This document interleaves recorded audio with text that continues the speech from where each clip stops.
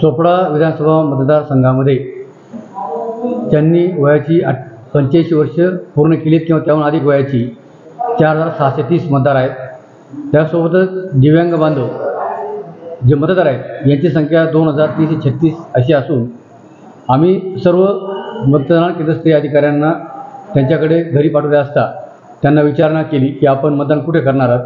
तर त्यापैकी केवळ 215 मतदारांनी आमच्याकडे फॉर्म नंबर 12D भरून दिला की ज्यांना घरातून मतदान करण्याची आवश्यकता आहे किंवा जे अंतरुणाला खिळलेले आहेत.